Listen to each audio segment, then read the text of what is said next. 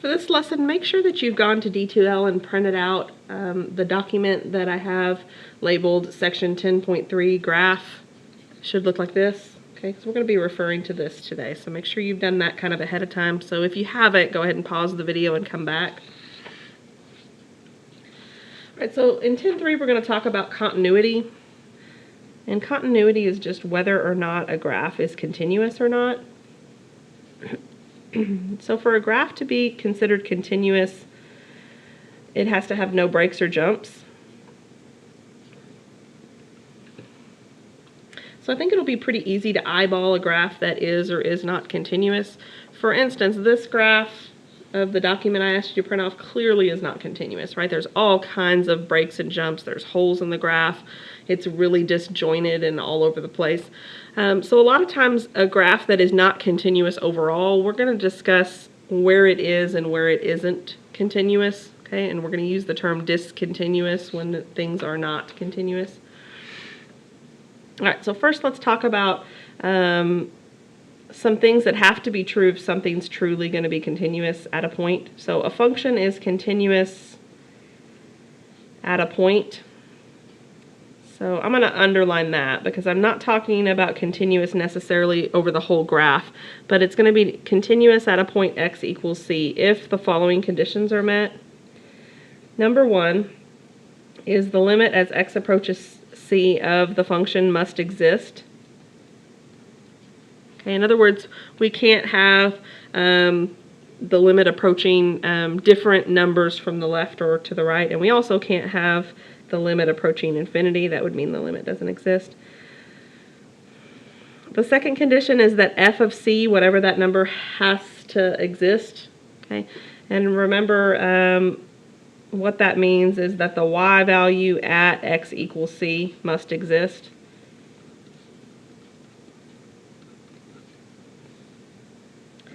And then last but not least, not only does the limit have to exist, not only does f of c have to exist, they actually have to be the same as each other.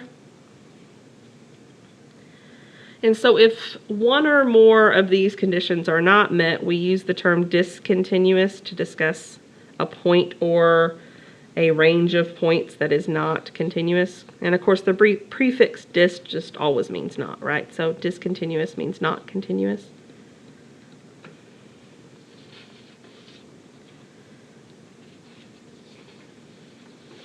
Okay, so I want you to go ahead and take out this worksheet. So this can actually go in your notes.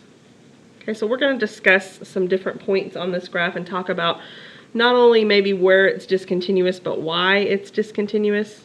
Okay, so we're going to describe discontinuities and then we're going to talk about why.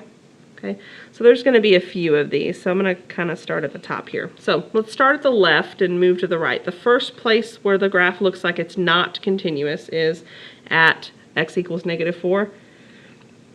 So we're going to say this is discontinuous at x equals -4. But then we're going to talk about why. Okay, so let's talk about kind of what rule is broken. And this will be a good review of some of our old topics anyway. So notice that if I do the limit as x approaches -4 from the right of f of x, okay, so here's -4. This is a practice of 10.1 stuff. If I approach -4 from the right, the y value looks like it is 3.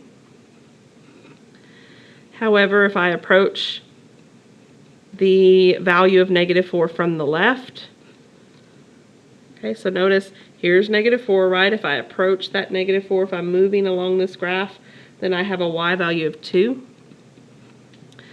And notice the left and the right-sided limits don't agree, right? So again, this is just supposed to kind of be review this part. So it turns out that the two-sided limit does not exist. Because if the left and right-sided limits don't agree, the two-sided limits doesn't exist at all. So let's write that down. The left and the right are not equal. Okay, so that means the limit doesn't exist and rule number 1 is broken. So on my math lab, you're going to be asked to find points where the graph is discontinuous, but then you're also going to be asked to describe why it's discontinuous. Okay, which of the rules is being broken? And you won't have to type out that rule, it'll be like a multiple choice option. All right, so let's go to the next stage where the graph is discontinuous. Notice the next place it's discontinuous is at -2.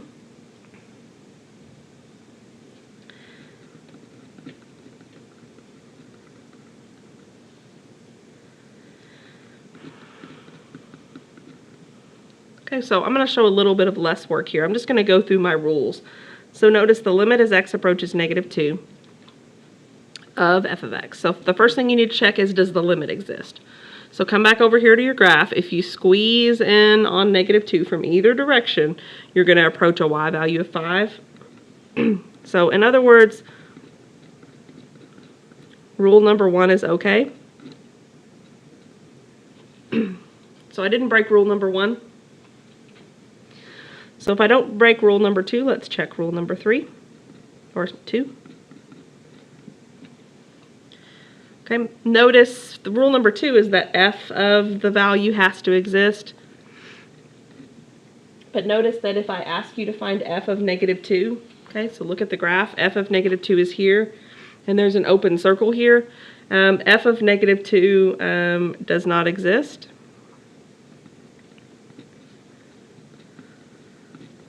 So what that means is rule number 2 is broken.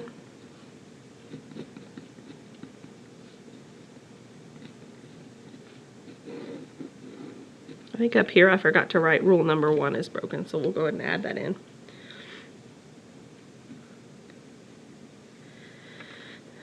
All right, so we're going to skip this one because this one's exactly pretty much the same as this one. Okay, so I'm going to do this maybe briefly. So the next place that it's discontinuous, I just don't want to talk about this one that much because it's very similar. We're discontinuous the next time at x equals 1. And notice if we approach 1 from either side, we get a different limit, right?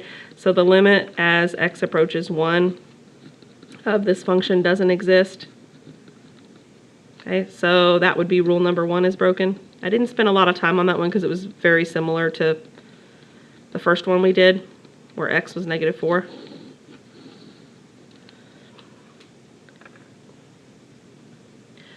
All right, so last but not least, and I'll try to slide it if we need to look at the graph here a little bit.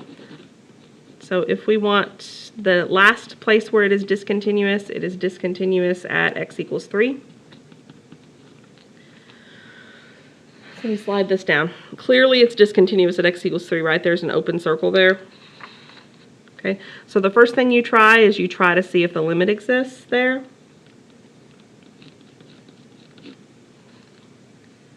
So we want the limit as x approaches 3 of f of x. I'm going to slide this up and down a little bit. Notice here at 3, right, if we squeeze in on x equals 3 from either side, we get really close to the y value of 3. So what that tells you is rule number 1's okay. Okay, so we go on to rule number 3. The rule, or 2. I don't know why I keep saying rule number 3. After 1 should come 2, right? So rule number 2 says that f of 3, or f of the value, has to exist. So I'm going to slide this back up and down. Notice up here, f of 3 does exist, right? It's not maybe where we expected it to be, but f of 3 is 1. So in other words, rule number 2 is okay. But here's where it fails. Notice that both of those things exist, but they're not the same as each other, right? So the limit as x approaches 3 of f of x does not equal f of 3, even though they both exist. So rule number 3 is broken.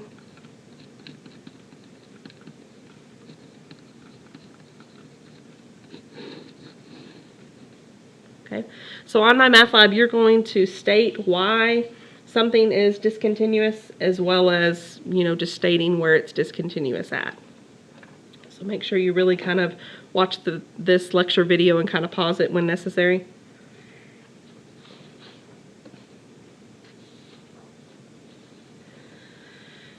Okay, so I'm going to put that kind of off to the side. So let's just kind of continue on with our notes.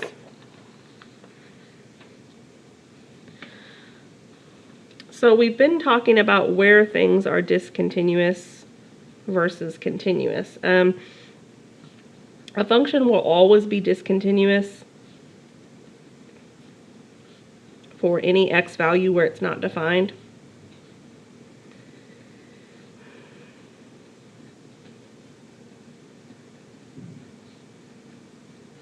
In other words, if we have some off-limits values for x, then those are going to be points of discontinuity, dis meaning not continuous. So before we look at some graphs and try to talk about where they are continuous versus not, polynomials, we mentioned those in the last lecture. Polynomials, remember, like things like x squared, x cubed, are continuous everywhere. In other words, there's no restrictions on x. So if we're using interval notation, we would say they're continuous from negative infinity to infinity. So let me give you just a brief example of this. This would be a polynomial, 3x to the fourth minus 4x squared plus 2x minus 2. If I asked you where this is continuous, you would just say everywhere. Okay, this is continuous from negative infinity to infinity. Okay, there would be no reason for you to do any kind of continuous test if you could tell it's a polynomial already. Okay, so polynomials are some of our more common graphs. Rational functions are also fairly common. We've discussed those briefly this semester. Remember, rational functions are fractional functions. They're functions where x is in the denominator.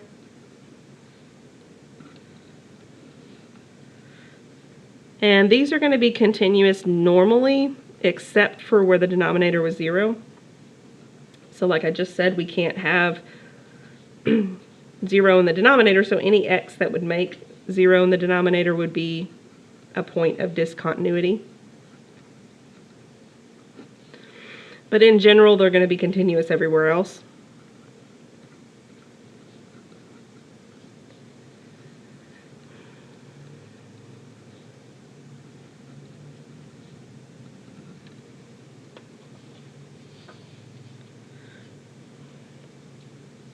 So you should have done a little bit of this work in the class before this one. Excuse me, maybe not talking about continuity, but you would have been talking about domain. So let's say that I asked you to state where this function is continuous. Make sure on MyMathLab or on a test for me that you're paying attention for when you're asked where it's continuous versus when you're asked where is it discontinuous. So let's say this is our function, 2x plus 1 over x squared minus x minus 2. So this is a rational function. Notice we have x in the denominator. So we want to make sure that we never get 0 in the denominator. So before we worry about where it's continuous, let's talk about where it isn't. So this graph is going to be continuous at any place that makes the denominator 0. Notice I'm talking about where it's discontinuous. So if I factor this, this becomes x minus 2 times x plus 1. And then I set each of those equal to 0, right? So I get x equals 2 and x equals negative 1. But these, again, are the places where I'm not allowed to have x. Okay, so if those are the points of discontinuity, then the graph is continuous everywhere else. So I like my students to do a visual exercise here. If you were to graph a number line, not a detailed one, just one that shows negative 1 and 2. And we were to say, hey, we know it can't be negative 1. We know x also can't be 2 because both of those values give us 0 in the denominator. But notice x can be anything else. So notice the question didn't ask me where am I discontinuous, it asked me where am I continuous.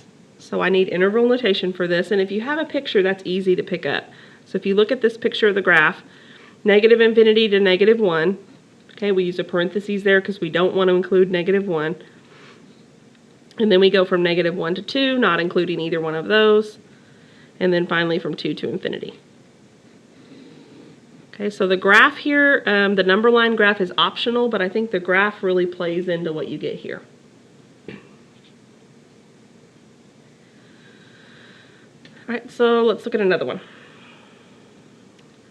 So let's say that I told you to state where g of x is continuous.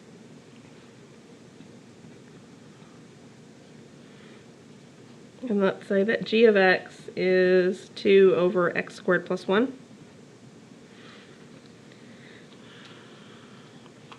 So again, you kind of get to these answers through the back door, right? Rather than focusing on where it is continuous, we first focus on where it is discontinuous. So we would set the denominator equal to 0. So notice if we do a little bit of algebra here, right? If we subtract 1 from both sides, we're going to get x squared equals -1. But then we don't want x squared, right? We actually want x, so we're going to take the square root of both sides. Remember, when you do that, in any problem, you have to consider the positive and the negative. But notice here we're going to get x equals plus or minus I, technically. Okay. These are imaginary solutions.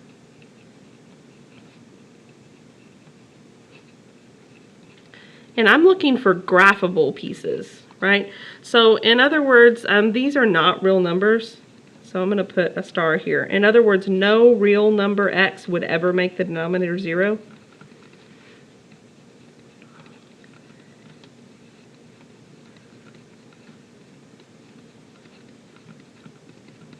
Okay, think of it this way also. If you go back to the function, there's no way anything you plug in here, once you square it, it's going to be positive. So this bottom whole denominator will never be 0.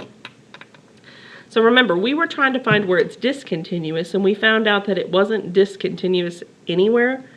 So that's kind of a double negative, right? That actually means it's continuous everywhere. So it's continuous always. And then how would we write that? We would write that in interval notation from -infinity to infinity.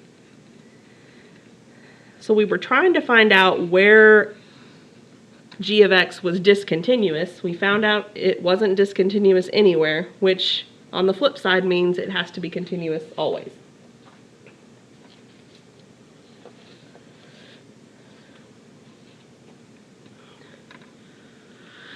So that's kind of how to deal with polynomial and rational functions.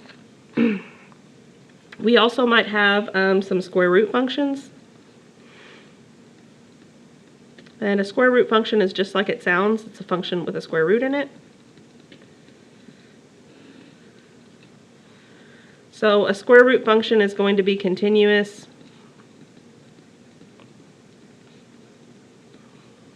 for all x values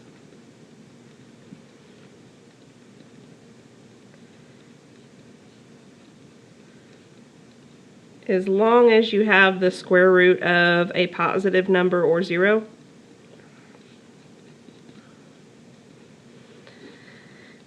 In other words, we're not allowed to take the square root of negative numbers because we just did that above, right? And we get non-real answers. And we're only looking for real answers when we're talking about graphable things. So let's look at a couple like that. So I want you to state where h of x is continuous.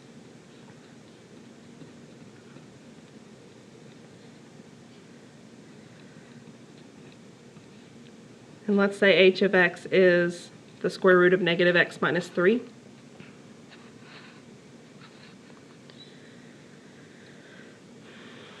So in the previous two examples, we kind of started with the negative version, right? We wanted to find where it was continuous, so we focused on where it was not continuous. Here we don't really have to do that.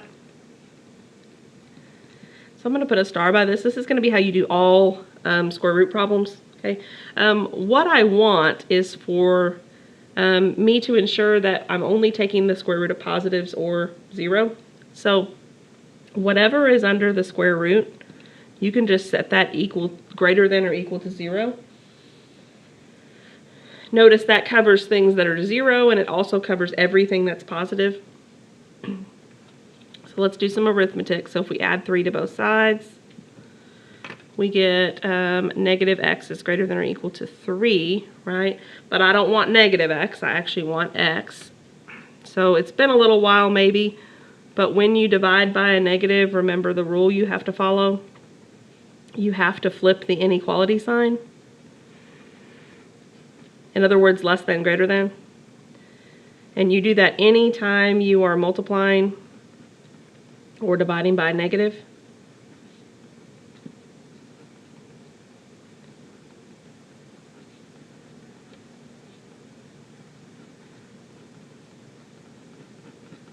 Okay, so that means that greater than sign is going to flip to be a less than or equal to sign. And then 3 divided by a negative 1 would be negative 3. So again, this part's optional, but I do think it helps. So we have negative 3 on a flat number line. And we want to include negative 3, and we want to go less than negative 3. So we can consider negative 3 itself, and then everything to the left of that. But as far as pieces that I want and pieces that you'll need to enter into MyMathLab, this is it. Okay, we would say it's continuous. Look at this graph and read it from left to right. Everything from negative infinity to negative 3. Notice we use a bracket here because we are including that negative 3. So square roots, we always have to be cautious that we don't take the square root of negative values. Okay, so that applies with square roots. It applies with any even root, 4th root, 6th root, although we won't really get into that too much. But it should be noted that cube root or any odd root doesn't have that restriction. In other words, you can take the square root of negative 8. The square root of negative 8 is negative 2. So if you have a cube root problem, you just need to think about kind of what you're doing, right? You're trying to find out if there are any restrictions on x. Okay, so I kind of already said this verbally before, but there is no problem with taking the cube root of positive or negative numbers.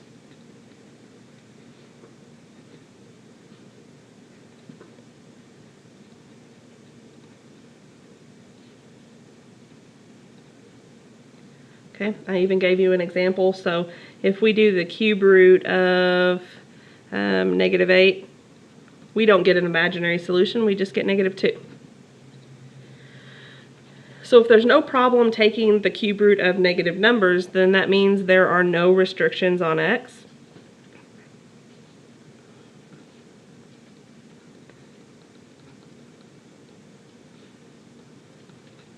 And if there are no restrictions on x, then that means we're continuous everywhere.